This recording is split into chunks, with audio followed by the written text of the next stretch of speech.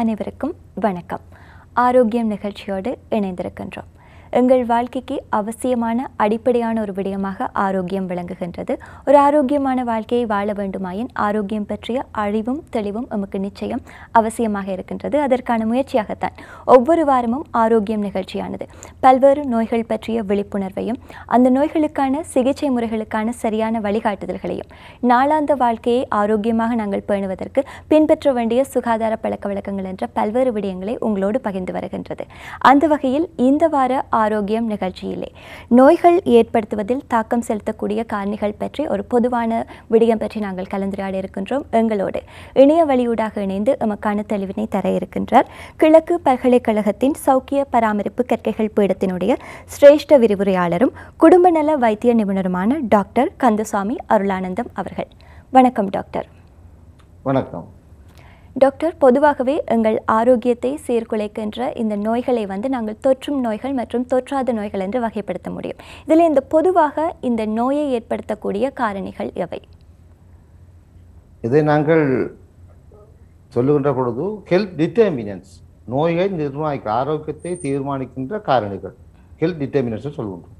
எனவே ஒரு ஆரோக்கியத்தை நிர்ணயிக்கின்ற காரணிகள் ஒன்றாக இருக்க முடியாது. இது மல்டி ஃபேக்டோரியல், நிறைய காரணிகள் ஒன்றோடொன்று பின்னி பிணைந்த காரணங்கள் சேர்ந்தது தான் ஆரோக்கியத்தை நிர்ணயிக்க போகுது. பொதுவாக இது தனிநபர் சுகாதாரமாக இருக்கலாம், அல்லது ஒரு குடும்பத்தினுடைய மொத்த ஆரோக்கியமாக இருக்கலாம், அல்லது சமூகத்தினுடைய ஆரோக்கியமாக இருக்கலாம். அவை அனைத்தையும் இந்த ஆரோக்கியம் என்று பார்க்கின்ற பொழுது இவற்றை பாதிக்கின்ற அல்லது ஆதிக்கம் செலுத்துகின்ற காரணிகளை நாங்கள் ஹெல்த் டிட்டர்மினன்ஸ் என்று சொல்கிறோம். பொதுவாக இவை சமூகம் சார்ந்ததாகவும் சமூகம் அல்லாத சமூகத்தை சேர்ந்த நேரடியான காரணிகளாகவும் மறைமுகமான காரணிகளும் ஒன்றிணைந்து ஒரு சிக்கலான ஒரு மல்டி ஃபேக்டோரியல் என்று சொல்லுகின்ற ஒரு தொகுதியான காரணங்கள் தான் இதுக்கு நிர்ணயிக்கின்றன பொதுவாக. ஆம் டாக்டர். தொற்றுகின்ற நோய்கள் என்று சொல்லுகின்ற போதே அந்த பேருலேயே அதனுடைய அர்த்தம் அடங்கி இருக்கின்றது. ஒரு நபரிடமிருந்து அல்லது பல்வேறு காரணிகளால் ஒருவரிடமிருந்து இன்னொருவருக்கு பரவுகின்ற நோயாக இருக்கின்றது. ஆனால் இந்த தொற்றாத நோய்கள் என்று நாங்கள் எடுத்துக்கொள்ளுகின்ற போது இது தீர்மானிக்கின்ற காரணிகளுக்கு நாங்கள் அதிக முக்கியத்துவம் கொடுக்க வேண்டி இருக்கின்றது. எனவே இதை பற்றி உங்கள் விளக்கம். தொற்றாத நோய்களை பற்றி நாங்கள் பேசுகின்ற பொழுது தொற்றாத நோய்கள் திடீரென்ற ஏற்படுகின்ற நோய் அல்ல, இது படிப்படியாக வருகின்ற நோய்கள். ஆகவே ஆரம்பத்திலேயே படிப்படியாக தான் தோற்றமளிக்கும். அடுத்தது இது ஒரு வகையான ஒரு தனிப்பட்ட காரணம் இல்லை. எனவே மல்டி ஃபேக்டோராக சம்பந்தப்பட்டது. இதனுடைய நீண்ட கால இந்த நோய்களுடைய சுயசரிசை அல்லது சொந்த நேச்சுரல் ஹிஸ்டரி நீண்ட காலமாகும். இவற்றை பராமரிக்கின்ற தேவைகள் காலங்கள் அதிகம். இதனால் ஏற்படுகின்ற பின்விளைவுகள் மிகவும் சிக்கல் நிறைந்தது. ஆகவே இதனுடைய ஒரு தனி குழுவாகவோ அல்லது தனி நபராகவோ நின்று சமாளிக்க முடியாது. ஒரு பல பேர் கொண்ட மல்டி டிசிப்ளினரி அப்ரோச் தேவைப்படுகின்ற ஒரு நோய். இது ஒருவரிடமிருந்து மற்றவருக்கு தொற்றாத நோய்கள். ஆகவே இதை தீர்மானிக்கின்ற காரணிகள் ஒன்று பரம்பரையாக இருக்கலாம், அல்லது எங்களுடைய காணப்படுகின்ற உடற்தொழில் தாக்கங்களாக இருக்கலாம், அல்லது எங்களுடைய சூழல் மாற்றங்களாக இருக்கலாம். அனைத்து காரணிகளும் ஒன்றாக சேர்ந்து இந்த நோய்களை தோற்றுவிக்கின்றன. ஆம், நீங்கள் இந்த தொற்றாத நோய்களை தீர்மானிக்கின்ற காரணிகளில் எங்களால் கட்டுப்படுத்தக்கூடிய காரணிகளையும் குறிப்பிட்டிருந்தீர்கள், எங்களால் கட்டுப்படுத்த முடியாத காரணிகளையும் குறிப்பிட்டிருந்தீர்கள் டாக்டர். இவை இரண்டின் மூலமும் பொதுவாக நாங்கள் சந்திக்கக்கூடிய சவால்கள் எவை? உண்மையிலேயே இந்த நோய்கள் நீண்ட காலம் எங்களை பிடித்திருக்கும், நிலைத்திருக்கக்கூடிய வர்க்கங்கள், நீடித்து ஆயுள் வரைக்கும் செல்லக்கூடிய நோய்கள். இந்த நோய்கள் ஒன்றோடொன்று பின்னி பிணைந்தது. இவற்றுக்கான காரணங்களை நாங்கள் ஆராய்கின்ற பொழுது இவனுடைய தன்மையை பற்றி நாங்கள் அறிந்து கொள்ள வேண்டும். இதனுடைய தன்மைகளுக்கு நாங்கள் முக்கியத்துவம் கொடுத்து பேசுகின்ற பொழுது இவற்றை நிர்ணயிக்கின்ற காரணிகளாக அபாயகரமான காரணிகள், சில ரிஸ்க் ஃபேக்டர்ஸ் காணப்படுகின்றன. இந்த ரிஸ்க் ஃபேக்டர்ஸ் ஒன்று மாற்றக்கூடியது, மோடிஃபயபிள். அடுத்தது நான் மோடிஃபயபிள். ஒருவருடைய வயது, அவருடைய ஆண் பெண், அவருடைய ஃபேமிலி ஹிஸ்டரி மாற்றப்பட முடியாத காரணிகள். எனவே மாற்றக்கூடிய காரணிகள் என்று பார்க்கின்ற பொழுது அடிப்படையிலே எங்களுடைய சமூகத்தில் காணப்படுகின்ற நடத்தைகள் ஊடாக வருகின்ற பழக்க வழக்கங்கள் ஒன்று. அதனூடாக நான் இன்னும் பார்க்கின்ற பொழுது உணவு பழக்கம், அதிலையும் ஆரோக்கியமற்ற உணவு பழக்கம், அன்ஹெல்தி ஈட்டிங். இந்த அன்ஹெல்த்தி ஈட்டிங் ஒரு முக்கியமான ஒரு காரணம். அதன் போல் உடற்பருமன், ஒபிசிட்டி, அதாவது பிசிக்கல் இன்ஆக்டிவிட்டி. இதைத் தொடர்ந்து அங்கே எங்களுடைய காணப்படுகின்ற பொருளாதார சமூக காரணிகளினால் எவ்வாறு நோயை நாடுகின்ற தன்மை, நோய்க்கான சிகிச்சை முறைகள், நோய்க்கு நாங்கள் வழங்குகின்ற முக்கியத்துவம் என்ற காரணங்களை கொண்டு இந்த நோயின் தன்மை மாறுபாடு. ஆகவே நோய் நீடித்து செல்வதை நாங்கள் ஏதோ ஒரு கட்டத்தில் அதற்றை இனங்கண்டு அதற்குரிய சரியான சிகிச்சை முறைக்கு உட்படுத்தப்பட வேண்டும். அல்லது அதனுடைய சிக்கல் தன்மைகள் மிகவும் ஒரு உயிராபத்து தரக்கூடியவை, அதே நேரத்தில் தங்களுடைய இயலாமையை தோற்றுவிக்கக்கூடிய நோய்களாக காணப்படுகின்றன. பரம்பரை அழகு போன்ற எங்களால் மாற்ற முடியாத காரணிகளை எங்களால் கட்டுப்படுத்த முடியாது. ஆனால் நீங்கள் கூறிய உணவு பழக்க வழக்கமாக இருக்கட்டும், உடற்பயிற்சி முறையாக இருக்கட்டும், அல்லது ஆரோக்கியமான உணவுகளை உட்கொள்வதாக இருக்கட்டும், எங்களால் மாற்றக்கூடிய, நாங்கள் கட்டுப்படுத்தக்கூடிய காரணிகளாக இருக்கின்றது. எனவே இவற்றின் மீது எங்கள் அக்கறையை செலுத்துகின்ற போது ஒரு ஆரோக்கியமான வாழ்க்கையை வாழ முடியும். எனவே சவால்களை பார்த்தோம் டாக்டர், நாங்கள் இவற்றையெல்லாம் எவ்வாறு தடுக்க முடியும்? மிக முக்கியமான கேள்வி. எந்த நோயையும் தடுக்கக்கூடிய வாய்ப்பு காணப்படுகின்றது. எனவே நாங்கள் எந்த மட்டத்தில் அதை பாதுகாக்க விரும்புகிறோம், தடுக்க விரும்புகின்றோம். எனவே அந்த லெவல்ஸ் ஆஃப் ப்ரிவென்ஷன் எந்த மட்டத்தில் நாங்கள் தடுக்கின்றோம். எனவே நாங்கள் தடுப்பு முறைகளை பார்க்கின்ற பொழுது எந்த நோய்க்கும் பொருந்தும். பொதுவாக தொற்றா நோய்களை பற்றி நாங்கள் கதைக்கின்ற பொழுது ப்ரீமோடியல் ப்ரிவென்ஷன், அந்த நோய்க்கான காரணிகள், அந்த நான் சொன்ன அந்த அபாய காரணிகள் தோற்றம் அளிப்பதற்கு முன்பே நோயை தடுத்தல். எனவே நிச்சயமாக இது ஒரு சமூக மட்டத்தில் காணப்படுகின்ற ஒரு பொறிமுறை. இரண்டாவது பொறிமுறை பிரைமரி ப்ரிவென்ஷன். இதற்குடைய அபாய காரணிகளை கண்டறிதல், அது சம்பந்தமான விழிப்புணர்வுகளை கொடுத்தல், அதனுடைய செயற்பாடை உடம்பிலே சேர்க்க விடாமல் தடுத்தல். மூன்றாவதாக பார்க்கின்ற செகண்டரி ப்ரிவென்ஷன். ஏதோ காரணத்தினால் இந்த நோய் எங்களை பிடித்த பொழுது அந்த நோயை எங்களை முன்னேறாமல் ஏர்லியாக, அது மிக விரைவில் அதை கண்டறிந்து அதற்குரிய சிகிச்சையை திறம்பட அளித்தல். இதற்கு அடுத்ததாக சொல்கின்ற முறை டெர்சரி ப்ரிவென்ஷன். இந்த நோய் ஏதோ ஒரு வகையில் எங்களுடைய கட்டுப்பாடு இழந்து போகின்ற பொழுது அது ஒரு மிகச்சிறந்த ஒரு சிக்கல், அதாவது ஒரு உடம்பிலே நிறைய மாற்றங்களை தரக்கூடிய நிலைக்கு செல்வதனால் அதை நாங்கள் புனருத்தானம் செய்ய வேண்டும், ரீஹபிலிட்டேஷன். எனவே இந்த முறைகளூடாகத்தான் எங்களுடைய நோயை தடுக்கலாம். ஆகவே நாங்கள் நோய் ஒரு நிலை அடைந்த பிறகு அதை தடுப்பதை விட நோய் வருமுடன் காப்பது எந்த நோய்க்கும் பொருத்தம். ஆகவே தொற்றா நோய்களை பொறுத்தவரையில் எங்களுடைய சமூக காரணிகள் மிகவும் ஆதிக்கம் செலுத்துகின்றன. எனவே இன்றைய காணப்படுகின்ற குளோபலைசேஷன், ஏர்பலைசேஷன், எங்களுடைய சாதாரணமாக லைஃப் ஸ்டைல் சேஞ்சஸ் ஊடாக இந்த பொறிமுறையை நாங்கள் குழப்பிக் கொண்டிருக்கின்றோம். ஆகவே முதல் தரமான ஒரு தடுப்பு முறையை நாங்கள் ஆரோக்கியமாக மேற்கொள்கின்ற பொழுது நிச்சயமாக இந்த நோயை ஆரம்பத்திலேயே நாங்கள் நோயை வராமல், அது வந்த நோய்களை மிகவும் ஆரம்ப கட்டத்திலேயே கண்டறிந்து சிகிச்சைக்கு உட்படுத்தலாம். இன்றைய ஆரோக்கியம் நிகழ்ச்சியிலே நோய்களை தீர்மானிக்கின்ற காரணிகளை பற்றி கலந்துரையாடி கொண்டிருக்கின்றோம். எங்களோடு இணைந்திருக்கின்ற கிழக்கு பல்கலைக்கழகத்தினுடைய சௌக்கிய பராமரிப்பு கற்கைகள் பீடத்தினுடைய சிரேஷ்ட விரிவுரையாளரும் குடும்ப நல வைத்திய நிபுணருமான டாக்டர் கந்தசாமி அருளானந்தம் அவர்கள். டாக்டர், நீங்கள் இந்த தொற்றா நோய்கள் பற்றிய பல்வேறு விடயங்களை குறிப்பிட்டிருந்தீர்கள். ஆனால் இன்றைய நடைமுறையில் பார்த்தோமானால் இந்த தொற்றா நோய்கள் என்பன அதிகரித்து வருகின்றன. என்னென்ன தொற்றா நோய்கள் அதிகரித்து வருகின்றன? இந்த என்சிடிஸ் ரெண்டு வகையாக இருக்கலாம். ஒன்று குரோனிக் என்சிடிஸ், நீண்ட காலமாக போகின்றது. அடுத்து அக்யூட் என்சிடிஸ். இந்த குரோனிக் என்சிடிஸில் முக்கிய பிரதானமாக 4 வருத்தங்களை நாங்கள் பார்க்கலாம். ஒன்று கொரோனரி ஹார்ட் டிசீஸ், ஹார்ட் சம்பந்தமான நோய்கள். அவற்றிலே நியாயமான பிரச்சனைக்குரிய வருத்தங்கள், கிட்டத்தட்ட 70 விதமான நோய்களை தரக்கூடியவை.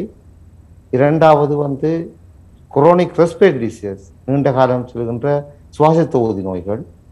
அதைத் தொடர்ந்து வருகின்ற எங்களுடைய மலிக்னன்சிஸ், கேன்சர்ஸ். அதனைத் தொடர்ந்து வருகின்றது டயபெட்டிஸ். இந்த 4ம் பிரதானமான காரணிகள் நோய்களாக காணப்படுகின்றன.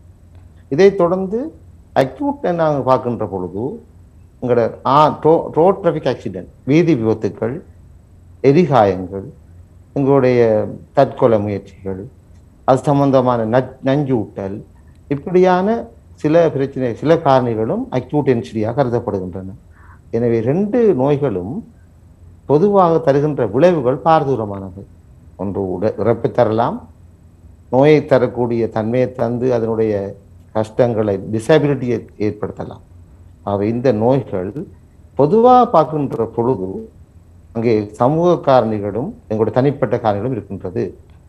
குரோனிக் ஹார்ட் டிசீஸை நாங்கள் குரோனிக் டிசீஸை பார்க்கின்ற பொழுது நிச்சயமாக அங்கே ரிஸ்க் ஃபேக்டர்ஸ் என்று சொல்லுகின்ற பொழுது அவருடைய பர்சனலாக செய்கின்ற பழக்க வழக்கங்கள், உண்மையிலே அவருடைய பொருளாதாரம் ஒரு முக்கியமான காரணமாக இருக்கிறது.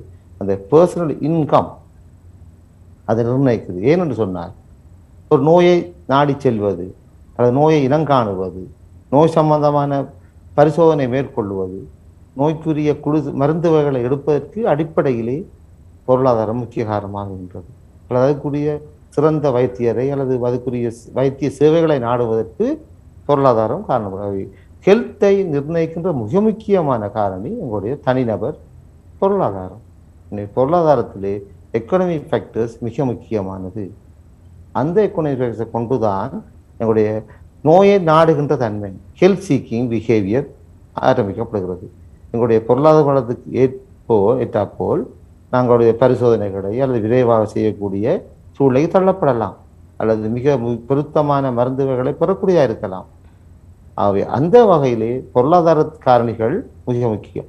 அதை போன்று பொருளாதாரமாக இருக்கின்ற பொழுதுதான் ஆரோக்கிய உணவையும் பெறக்கூடியதாக இருக்கின்றது. ஆரோக்கிய உணவை பெறுவதற்கும் பொருளாதாரம் காரணமாக இருக்கும். ஆகவே பொருளாதாரமான காரணிகள் தான் எங்களுடைய வாழ்க்கை முறைகள், லைஃப் ஸ்டைலை மாற்றிக்கொள்கின்றது.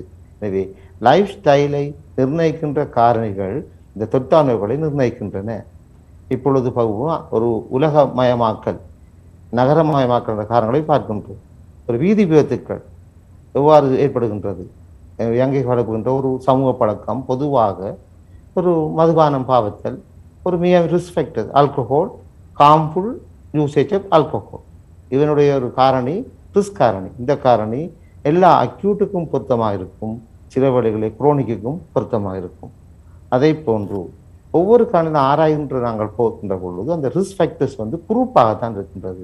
அந்த குரூப் ரிஸ்க் ஃபேக்டர்ஸ் ஒன்றோடொன்று பின்னி பிணைந்து காணப்படுவதனால் அதற்காக எங்களுடைய பிசிக்கல் என்வாயன்மெண்ட், நாங்கள் வாழ்கின்ற வீட்டு சூழல், நாங்கள் வாழ்கின்ற சமூக சூழல், எங்களுடைய சமூகத்திலே கிடைக்கின்ற உணவு வகைகள் அனைத்தையும் தீர்மானிப்பது கூட பொருளாதாரம் தான். எனவே தனிநபர் பொருளாதாரமோ அல்லது நாட்டின் அபிவிருத்தி கலந்த பொருளாதாரமோ நோய்களை இலகுவில் நிர்ணயிக்கின்றன. ஆகவே நாட்டின் பொருளாதாரம் என்பது கூட நோயை தடுப்பதின் முறைகள். இப்போ நாங்கள் சொல்லுகிறோம் நோயை தடுக்கின்ற முறைகள், ப்ரிவென்ஷன் ப்ரோக்ராம்ஸ், ஸ்கிரீனிங் ப்ரோக்ராம்ஸ் என்பவை செயல்படுத்தக்கூடிய பொறிமுறைகள். இது நாட்டினுடைய தேசிய கொள்கைகளூடாக வர வேண்டியவை. ஆகவே பொருளாதாரம் என்பது இந்த நோய்களை நிர்ணயிக்கிற முக்கிய காரணிகளாக காணப்படுகின்றது. ஆம் டாக்டர், நீங்கள் குறிப்பிட்டிருந்தீர்கள் ஒரு நோய் எங்களிடத்தில் ஏற்படுத்துகின்ற அந்த தாக்கத்தின் காலத்தின் அடிப்படையில் நீண்ட கால தொற்றா நோய்கள் மற்றும் குறுகிய கால தொற்றா நோய்கள் என்று அவை பொதுவாக ஏற்படுவதற்கான காரணங்களையும் குறிப்பிட்டிருந்தீர்கள். இவ்வாறு நீண்ட கால அல்லது குறுங்கால தொற்றா நோய்கள் வெவ்வேறு துறைகளில், அது பொருளியல் சார்ந்த துறையிலாக இருக்கட்டும், வெறுமனே எங்கள் உடலை மாத்திரம் அது பாதிப்பதல்ல, இவ்வாறு வெவ்வேறு துறைகளில் ஏற்படுத்துகின்ற தாக்கம் எவ்வாறு இருக்கின்றது? பொருளாதாரத்தை பற்றி கதைத்தோம். அடுத்தது கலாச்சாரம். கலாச்சாரம் சம்பந்தப்பட்ட விடயங்களும் இந்த நோய்களை நிர்ணயிக்கின்றன. நோய் நாடுகின்ற தன்மை, சில விடயங்களின்றி கலாச்சாரத்தில் காணப்படும் உணவு பழக்க முறைகள், எங்களுடைய தனிநபர் சுகாதாரம் அனைத்தும் கலாச்சாரத்தோடு பின்னி பிணைந்து காணப்படுகின்றன. நாங்கள் உணவுகின்ற தன்மை, இப்பொழுது ஒரு சமய ரீதியாக பார்க்கின்ற பொழுது, கலாச்சார ரீதியாக பார்க்கின்ற பொழுது அவருடைய உணவு பழக்க வழக்கம் மாறுபட்டு காணப்படுகின்றது. அவருடைய நடைமுறை, அவருடைய வேலை செய்கின்ற அல்லது அவர் செய்கின்ற அனைத்தும் கலாச்சாரம் சார்ந்ததாகத்தான் ஏற்றுக்கொள்ளப்படுகிறது. அவை கலாச்சாரம், அவருடைய கல்வி அறிவு, பொருளாதாரம், அவருடைய சமூகத்தில் காணப்படுகின்ற நோம்ஸ், சில விதமான இயற்கையான ஏற்றுக்கொள்ளப்பட்ட முறைகள் அனைத்தும் நிர்ணயிக்கின்றது. அவை நோயை நிர்ணயிக்கின்ற பொழுது இந்த என்சிடிஸ் என்பவற்றை பார்க்கின்ற பொழுது சமூகத்தில் காணப்படுகின்ற அனைத்து காரணங்களை நாங்கள் சோசியல் டிட்டர்மினன்ஸ் என்று வரையறுக்கலாம். அந்த சோசியல் டிட்டர்மினன்ஸ் என்பது மிகப்பெரிய ஒரு மொத்தமான காரணி. அவை அந்த மொத்தமான காரணி நிர்ணயிக்கின்ற காரணிகளிலே எங்களுடைய அடிப்படையான எங்களுடைய விடயங்களை கண்டறிவதற்கு அனைத்து காரணங்களும் இந்த நோயை ஏற்படுத்தக்கூடியதாக இருக்கின்றது. சந்தர்ப்பத்துக்கு ஏற்றாற்போல் வேறுபடக்கூடியது. சில வேளைகளிலே நோயை தருகின்ற ஒரு நோய் இன்னொரு பிரச்சனைக்கு காரணமாக இருக்கலாம். இப்பொழுது டயபெட்டிஸை பற்றி கதைக்கின்ற பொழுது டயபெட்டிஸ் என்ற வருத்தம் உண்மையான ஹார்ட் டிசீஸுக்கு ஒரு காரணியாக காணப்படுகிறது. ஒரு உடற்பருமன் கூடியது ஒபிசிட்டி ஹார்ட் வருத்தத்துக்கு காரணமாக இருக்கின்றது. ஒபிசிட்டி டயபெட்டிக் வருத்தத்துக்கு காரணமாக இருக்கின்றது. இந்த ஒபிசிட்டி சில கேன்சர்ஸுக்கு காரணமாக இருக்கின்றது. சில கேன்சர்ஸுக்கு தொடர்புகளை பார்க்கின்ற பொழுது அனைத்தும் இந்த ரிஸ்க் ஃபேக்டர்ஸும் காரணங்களாகவும் அந்த காரணங்களாக வருகின்ற வருத்தங்களும் சில இதற்கு இயல்பாகவே ஒன்றொன்று பின்னிப்பிணைந்து, எனவே வாழ்வியலுடன் சம்பந்தப்படுகின்ற உடலியல் ஏற்படுகின்ற மாற்றங்களாகத்தான் நோய்கள் தோற்றமடைகின்றன. சாதாரண பார்வைகளுக்கு ஒன்றாக தெரியலாம். ஆனால் நாங்கள் ஆழமாக பார்க்கின்ற பொழுது இந்த அனைத்து என்சிசிகளும் ஒன்றோடொன்று சமூகத்தோடு பிணைந்து காணப்படுகின்ற வருத்தங்கள். ஆக நாங்கள் இது பிஹேவியரல் சம்பந்தப்பட்ட வருத்தம், ஒரு நடத்தை சம்பந்தப்பட்ட வருத்தம். மெட்டாபொலிக்காக நாங்கள் அனுசவ முறையூடாக நாங்கள் ஒளியால் இனங்கண்டாலும் இவற்றை எங்களுடைய சமூக காரணங்களாக அல்லது நடத்தை சம்பந்தப்பட்ட காரணங்களாகத்தான் நாங்கள் மாற்றலாம். ஆகவே இந்த காரணங்களை நாங்கள் நிர்ணயிக்கின்ற பொழுது ஆரம்ப கல்வி ப்ரீ ஸ்கூல்ல இருந்து எங்களுடைய ஆரம்ப கல்வி ஏற்படுகின்ற கல்வி முறைகள் இருந்து நாங்கள் ஏற்படுகின்ற உடற்பயிற்சியிலிருந்து உணவு பழக்கங்கள் இருந்து கலாச்சார பண்புகள் இருந்து எங்களுடைய சமூகத்தை நாங்கள் ஆரோக்கியமாக வாழ வேண்டிய தேவைக்கு தள்ளப்பட்டு கொண்டிருக்கின்றோம். இங்கேதான் அந்த நகரமயமாக்கல் உலகமயமாக்கல் என்ற கொள்கைகள் இந்த பொழுது இந்த போட்டி கிடைக்கின்ற பொருட்களை உட்கொள்ளுவது, அவற்றோட போட்டி போட்டு தன்னுடைய வாழ்க்கை முறைகளை மாற்றிக்கொள்வது, இதனுடைய விளைவு நோய்களாக மாற்றமடைகிறது. இன்றைய ஆரோக்கியம் நிகழ்ச்சியிலே நோயை நிர்ணயிக்கின்ற காரணிகள் பற்றி கலந்துரையாடி கொண்டிருக்கின்றோம். எங்களோடு இணைந்திருக்கின்றார் கிழக்கு பல்கலைக்கழகத்தின் சௌக்கிய பராமரிப்பு கற்கைகள் பீடத்தினுடைய சிரேஷ்ட விரிவுரையாளரும் குடும்ப நல வைத்திய நிபுணருமான டாக்டர் கந்தசாமி அருளானந்தம் அவர்கள். டாக்டர், நாங்கள் பல்வேறு தொற்றும் நோய்கள் தொற்றா நோய்கள் பற்றிய விடயங்களை பற்றி கலந்துரையாடி இருந்தோம்.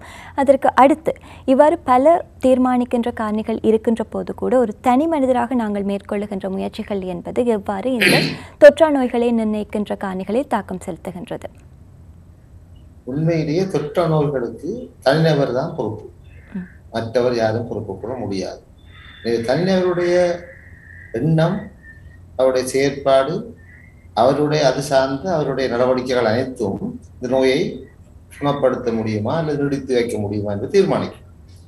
ஆகவே தனிநபருடைய உணவு பழக்கம், அவர் சாப்பிடுற ஆரோக்கியமான உணவு பழக்கம், அவருடைய ஏனைய சமூக பழக்க வழக்கங்கள், அதாவது மதுபானம் பாவித்தல், புகைத்தல், இந்த அனைத்து சூழல் காரணிகள் சேர்ந்தல் போல் அவருடைய தினமும் உடற்பயிற்சி செய்கின்ற ஒரு பழக்கம், உடற்பயிற்சியை மேற்கொள்ளுதல், அதை போன்று அவருடைய தன்னுடைய நோயை தான் பொறுப்பெடுத்துக் கொள்ளுதல், அவர் அந்த நோய்க்கு தானே பொறுப்பு. எனவே செல்ஃப் கேர் அவர் முக்கியத்துவம் கொடுக்க வேண்டும்.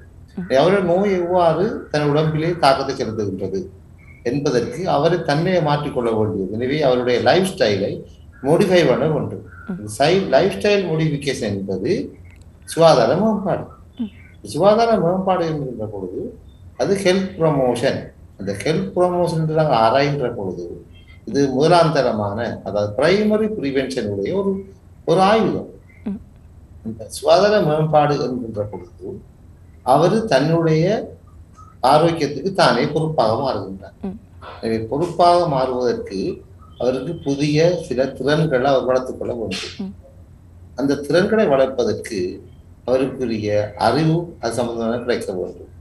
அந்த அறிவும் அவர் திறனும் கிடைக்கின்ற பொழுது அவர் அதை மாற்றிக்கொள்ளக்கூடிய மனையிலேயே மாற்றிக்கொள்வார்.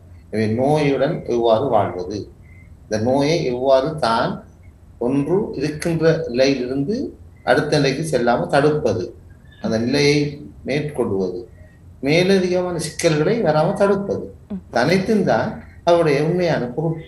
அவை பிரைமரி ப்ரிவென்ஷன் என்பது ஹெல்த் ப்ரமோஷன். அங்கே பிரதானமான காரணம் போசாக்கு.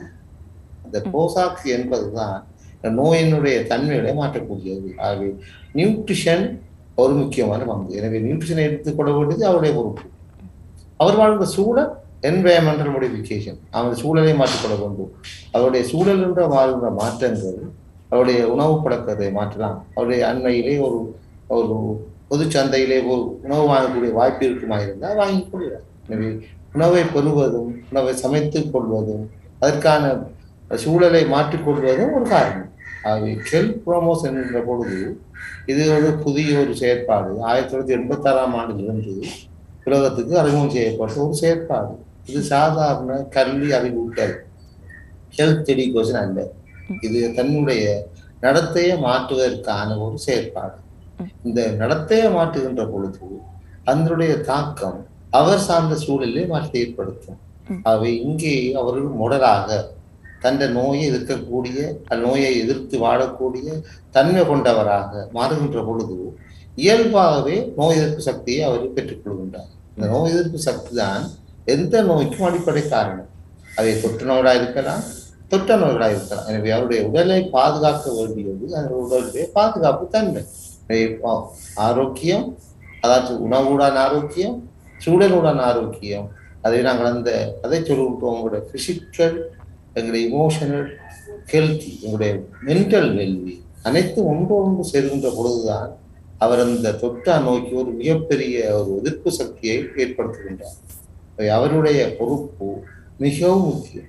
எனவே இங்கே வைத்தியரை விட அவர் தான் முக்கியமானவர். வைத்தியரிடம் அவர் செல்வதற்கு முன்பு அவர் தன்னை பற்றி, தன் நோய் பற்றி நன்கு அறிந்திருத்தல் வேண்டும். அது எந்த நிலையில் வைத்தியரை நாட வேண்டும், வைத்தியர் நாடுகின்ற பொழுது என்னென்ன முறைகளை தான் பின்பற்ற வேண்டும் என்கின்ற பொறுப்பு இவரை சார்ந்து, வைத்தியரை சார்ந்த அல்ல. வைத்தியர் சில ஆலோசனைகள் வழங்கலாம், இதை பின்பற்ற சொல்லலாம், ஒரு சில மருந்துகளை அறிமுகப்படுத்தலாம். ஆனால் மருந்தை உட்கொள்வதும் அதனுடைய சார்ந்த உணவுப் படங்களை மாற்றிக்கொள்வதும் எனவே அங்கே காணப்படுகின்றது தனிநபருடைய பொறுப்பு. எனவே இந்த தொற்றா நோய்களுக்கு அது ஹைப்பர் டென்ஷனாக இருக்கலாம், அஸ்மாவாக இருக்கலாம், அல்லது டயபெட்டிஸாக இருக்கலாம், அல்லது சில முக்கியமான நீண்டகால மூட்டு வியாதிகளாக இருக்கலாம்.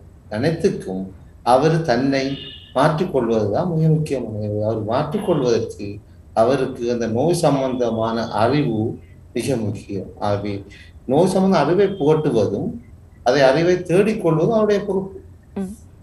நோயை பற்றி அறிந்தால் இலகுவாக அந்த சிக்கல் தன்மை குறைந்த நிலத்திலிருந்து சிக்கல் தன்மை கூடிய நிலைக்கு போகாமல் தன்னை பாதுகாத்துக் கொள்ளலாம். அவை பிரதானமாக இந்த தொற்றா நோய்கள் நீண்ட காலம் இருப்பதனால் அவருடைய தாக்கங்களை அவரை சீர் செய்து கொள்ளக்கூடிய தன்மை காணப்படும். நம் மீது அதிக அக்கறை நமக்குத்தான் இருக்க வேண்டும். இதில் நீங்கள் மிக முக்கியமாக குறிப்பிட்ட விடயம் சுகாதார மேம்பாடு. இதை பற்றி மேலும் பல விளக்கங்களை குறிப்பிட முடியுமா டாக்டர்? சுகாதார மேம்பாடு என்பது முக்கியமாக அவருக்கு ஒரு பலத்தை, ஒரு வலுவூட்டல், எம்பவரிங், அவரை வலுவூட்டி அந்த அவர் சார்ந்த சமூகத்தையும் வலுவூட்டி இது ஒரு கம்யூனிட்டியோட சம்பந்தப்பட்ட ஒரு செயற்பாடு. தனிநபருக்கு பொருந்தினாலும் மொத்த சமூகத்துக்குரிய செயற்பாடு தான் சுகாதார மேம்பாடு. எனவே அது சம்பந்தமான இது ஒரு நடந்து கொண்டிருக்கின்ற ஒரு ப்ரோசஸ், ஒரு நிறுத்தப்பட்ட ஒரு விடயம் அல்ல. இது தொடர்ந்து நடந்து கொண்டிருக்கிற ஒரு விடயம். அவை ஹெல்த் ப்ரொமோஷன் என்பது முக்கியமான சில ஸ்ட்ராட்டஜிஸ் கூட தான் ஏற்கொள்ளப்படுகிறது. ஒன்று அவருடைய சம்பந்தமான அட்வொகசி, அது சம்பந்தமான செய்திகளை சொல்லுதல், அறிவூட்டல், அதை நாங்கள் அதை ஒன்று கணைத்து அதை மீடியேட் பண்ணுதல், அதை மீடியேட் பண்ணி அவரை உற்சாகப்படுத்தி மோட்டிவேட் பண்ணுது. எனவே மோட்டிவேஷன், அட்வொகசி, மீடியேஷன் என்பது முக்கியமான ஸ்ட்ராட்டஜிஸ். இவற்றுக்கூடாக அங்கே இனங்காணப்பட்ட பிரதேசங்களாக ஆக்ஷன் ஏரியாஸ் எவ்வாறு என்ன முறையில் இந்த ஹெல்த் ப்ரொமோஷனை கொண்டு செல்லலாம் என்கின்றது உலக சுகாதார ஸ்தாபனத்தாலும் ஓட்டாவா சார்ட்டர் என்கின்ற 86ஆம் ஆண்டு இனங்காணப்பட்ட கொள்கையின்படி ஒரு 5 முக்கியமான பிரதேசங்களை அல்லது பகுதிகளை இனம் கண்டிருக்கிறார்கள். எவ்வாறு இந்த சுகாதார மேம்பாட்டை கொண்டு செல்லலாம். இந்த சுகாதார மேம்பாட்டில் முக்கியமாக காணப்படுகின்றது கிரியேட்டிங் ஏ சப்போர்ட்டிவ் என்வாயன்மெண்ட். அவருக்கு நோய்களிலிருந்து தப்புவதற்கான ஒரு ஆரோக்கியமான ஆதரவளிக்கக்கூடிய என்வாயன்மெண்ட்டை தோற்றுவித்தல். எனவே அந்த நோய்க்கிருமிக்கோ அல்லது நோய்க்கிருமி அல்லாத காரணங்களுக்காகவோ அந்த சூழ்நிலையை உருவாக்குவது மிக முக்கியமான ஒரு பிரதேசம். எனவே ஆக்ஷன் ஏரியாவிலே கிரியேட்டிங் சப்போர்ட்டிவ் என்வாயன்மெண்ட் அது மிக முக்கியம். எந்த நோய்க்கும் பொருந்தும், தொற்ற நோய்க்கும் நிறைய பொருந்தும். அதே போல சில விடயங்களை ரீஓரியன்டேஷன் ஆஃப் த பாலிசிஸ், அங்கே காணப்படுகின்ற சில விதமான கொள்கைகளை மாற்றிக்கொள்ள வேண்டும். அது ஒரு சட்டம்.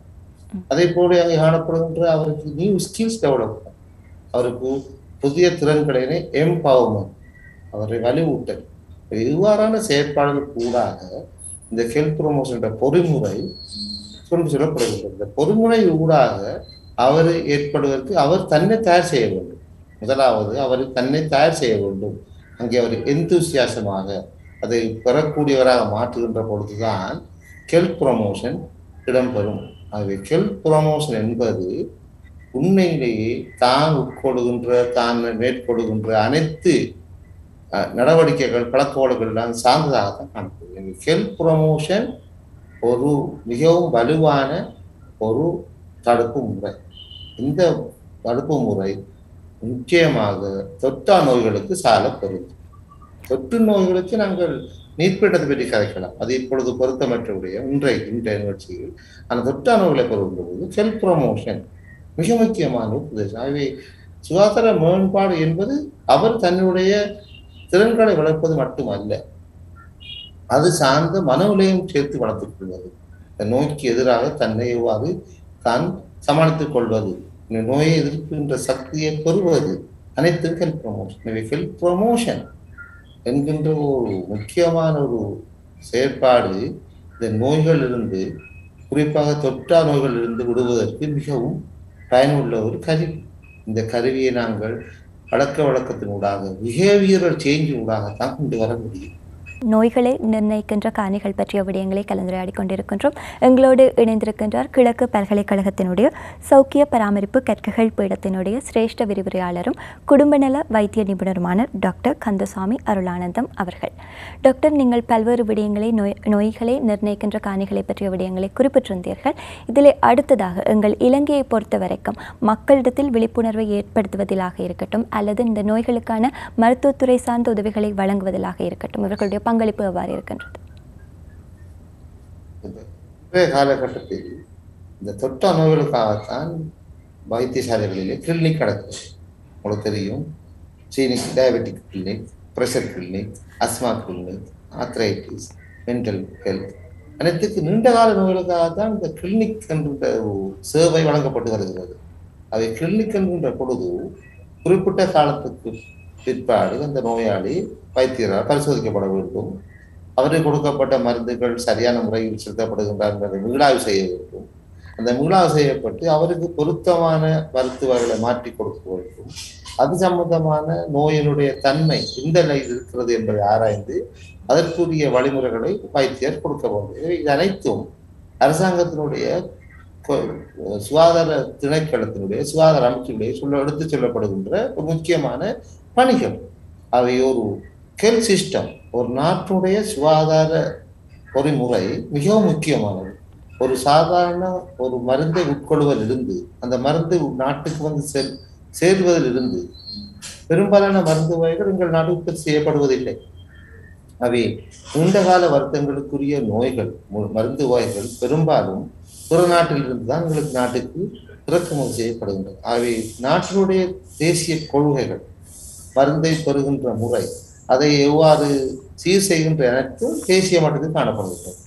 அந்த தேசிய மட்ட கொள்கைகளுக்கு ஏற்றாப்போல் அங்கீகரிக்கப்பட்ட மருந்துகளைத்தான் வைத்தியர் சிபாரிசு செய்யலாம்.